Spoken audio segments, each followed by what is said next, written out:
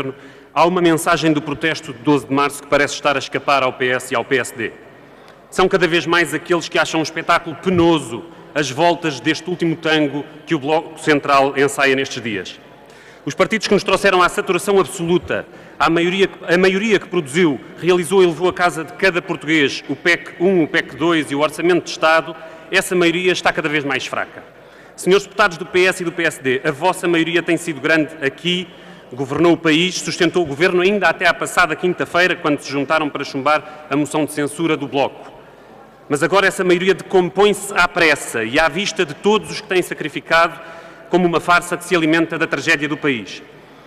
O Bloco Central do Orçamento, eternizado pelo telemóvel do Dr. Eduardo Catroga, responde pela fuga às suas responsabilidades comuns e, com políticas de recessão, estenderam a passadeira ao FMI, que agora chega. E o PS e o PSD fogem do enquadramento dessa nova fotografia, onde cada um quer que só apareça o outro. Ora, o caso das parcerias público-privadas é uma boa demonstração das conivências desta maioria que entra em crise. O Sr. Ministro das Finanças fez hoje aqui prova de capitulação absoluta aos interesses dos grupos económicos privados que fazem do negócio das PPPs uma forma de agiotagem que faz inveja aos que especulam com a nossa dívida pública. Perante um contexto absolutamente excepcional, em que o Governo justifica com o combate ao déficit os sucessivos pacotes de sacrifícios sobre os mais pobres, é especialmente escandaloso que se mantenham intocadas as rendas milionárias pagas aos acionistas destes grupos agiotas a que o Estado prefere chamar parceiros. Megalomania, Sr. Deputado Francisco Assis, se aqui estivesse, é um partido invocar a esquerda para defender a redução das pensões dos mais pobres para manter intocados os rendimentos destes grupos privados rentistas. Nas parcerias rodoviárias ou na Fertagos, por exemplo, o Estado remunera estas PPPs com taxas de 11% a 12%. Não é aceitável que estas rendas sejam hoje superiores aos juros altíssimos que pagamos nos mercados financeiros pelos títulos da nossa dívida. O Bloco de Esquerda tem defendido a limitação destas taxas aos limites da decência. Num momento como estes, esses limites deveriam ser a limitação da remuneração acionista a um máximo equivalente à taxa de juro média paga aos compradores de títulos da dívida no ano anterior. Essa medida moderada tem causado o maior escândalo nas hostes do Bloco Central.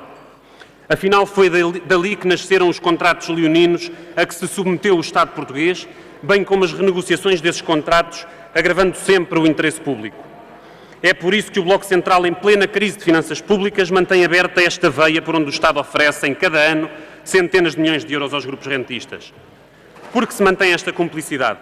A história das parcerias público-privado é de uma profunda promiscuidade entre governos e conselhos de administração dos grupos que beneficiam destas rendas do Estado. Em ambos os lados desta promiscuidade, encontramos muitas vezes os mesmos protagonistas. Os concedentes e parceiros públicos de ontem são os concessionários e os parceiros privados de hoje. Entre os ministros e secretários de Estado dos setores estratégicos, ao longo destes últimos 20 anos, saúde, obras públicas e transportes, economia, finanças, vamos encontrar expoentes dos parceiros privados do Estado. É penoso, mas vale a pena dizer os nomes destes governantes público-privados, começando pelos dois ícones máximos, o Presidente da Mota-Engil, Jorge Coelho, e da Luz ao Ponte, Ferreira do Amaral, inquilinos do Ministério das Obras Públicas durante muitos anos. Mas estes são apenas dois exemplos célebres de uma realidade bem mais vasta. António Sousa, Secretário de Estado da Indústria e do Comércio Externo de Cavaco Silva, administrador da Brisa e do Grupo Melo desde há 10 anos. António Vitorino, Ministro da Presidência de António Guterres, hoje Presidente da Assembleia Geral da Brisa.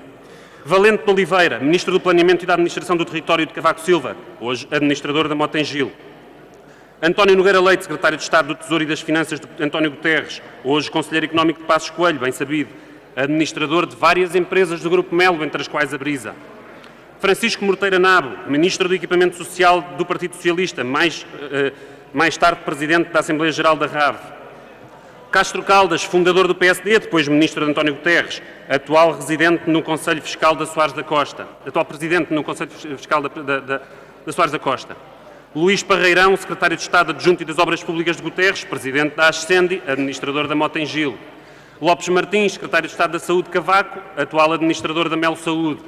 Dias Alves, Secretário de Estado da Administração de Saúde de Cavaco, Administrador do Hospital Amadora Sintra pelo Grupo Melo, depois de responsável pela avaliação de propostas de parceria público-privado para o Hospital do Algarve e do Hospital de Todos os Santos, hoje administrador dos hospitais privados de Portugal.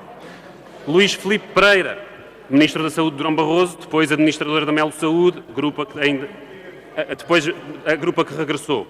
Nas administrações do Grupo Melo sentaram-se ainda outros antigos governantes de primeira linha e influentes políticos no ativo, Daniel Bessa, Eduardo Catroga, Couto dos Santos, administrador do Hospital Amadora Sintra entre 94 e 2003.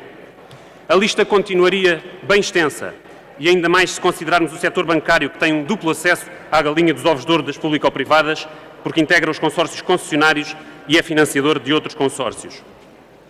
Sr. Presidente, Srs. Deputados, Sr. Ministro das Finanças, a maioria que representa esta promiscuidade está em fim de linha. As gerações sacrificadas deste país estão a tomar a palavra. Que ela lhes seja então devolvida, como aqui defendeu o Bloco de Esquerda há menos de uma semana, e que a democracia da escolha seja o princípio da resposta desse povo sacrificado.